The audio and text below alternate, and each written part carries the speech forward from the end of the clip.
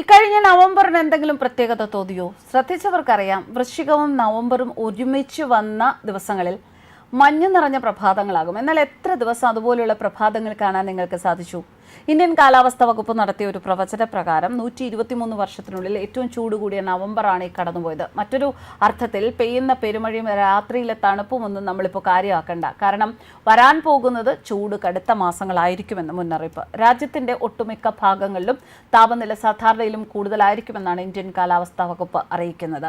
പകൽ സമയത്ത് രാജ്യത്ത് മിക്കയിടങ്ങളിൽ ഇപ്പോഴത്തെ താപനില 24 മുതൽ 28 ഡിഗ്രി സെൽഷ്യസ് വരെയാണ്. ഡിസംബർ മുതൽ ഫെബ്രുവരി വരെയുള്ള ശൈത്യകാലത്തും താപനില മുൻ വർഷങ്ങളെക്കാൾ കൂടുതലായിരിക്കാൻ സാധ്യത ഏറെ എന്നാണ് കാലാവസ്ഥാ വകുപ്പ് വ്യക്തമാക്കുന്നത്. ഒരുപക്ഷെ രാജ്യത്തിന്റെ തെക്കുഭാഗം ഇതിനൊരു അപവാദമായേക്കാം.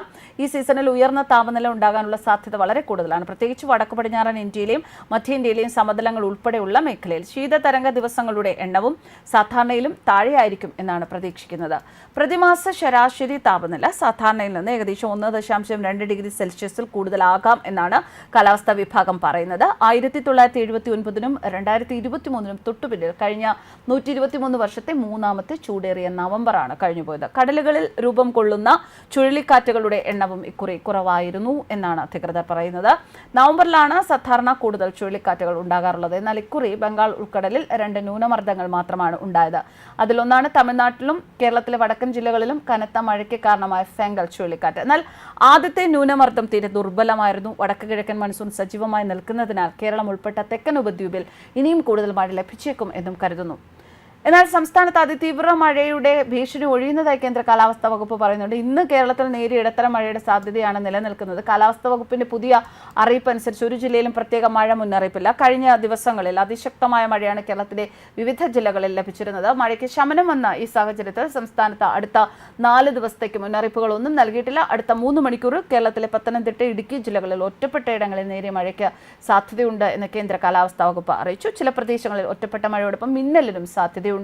ലക്ഷദ്വീപ് പ്രദേശത്ത് ഡിസംബർ 5 വരെ മത്സ്യബന്ധനത്തിന് പോകാൻ പാടില്ല എന്ന് കേന്ദ്ര കാലാവസ്ഥാ വകുപ്പ് അറിയിച്ചു.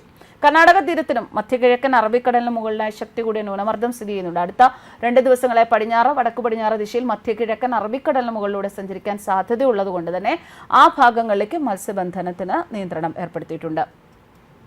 അതേസമയം ദുരന്ത സാധ്യത പ്രദേശങ്ങളുണ്ടല്ലോ, ഈ പ്രദേശങ്ങളിൽ താമസിക്കുന്നവർ നിർബന്ധമായും തങ്ങളുടെ പ്രദേശത്ത് ക്യാമ്പുകൾ തുറന്നു എന്ന് ഉറപ്പാക്കണം. പകൽ സമയത്ത് തന്നെ അങ്ങോട്ട് മാറി താമസിക്കാൻ ശ്രദ്ധിക്കണം. ഇതിനായി തദ്ദേശ സ്ഥാപന, റവന്യൂ അധികാരികളുമായി ബന്ധപ്പെടാവുന്നതാണ്. ശക്തമായ കാറ്റിന് സാധ്യതയുള്ളതിനാൽ അടച്ചുറപ്പില്ലാത്ത വീടുകളിൽ താമസിക്കുന്നവരും മേൽക്കൂര ശക്തമല്ലാത്ത വീടുകളിൽ താമസിക്കുന്നവരും പ്രത്യേക ജാഗ്രത പാലിക്കേണ്ടതാണ്. അപകടാവസ്ഥ മുന്നിൽ കാണുന്നവർ അധികൃതരുമായി ബന്ധപ്പെട്ട് സുരക്ഷിതമായ സ്ഥലങ്ങളിലേക്ക് സുരക്ഷാ മുൻകരുതലിന്റെ ഭാഗമായി മാറി താമസിക്കണം എന്ന ജാഗ്രതാ നിർദ്ദേശവും നൽകുകയാണ്. എന്തൊക്കെയായാലും പ്രവചനങ്ങളൊക്കെ ചിലപ്പോൾ തെറ്റിപ്പോകാറുണ്ട്. ചിലപ്പോൾ മഴ പെയ്യുന്നു എന്ന് പറയുന്ന ദിവസം ഒട്ടും മഴ പെയ്യാതെ വരാറുണ്ട്.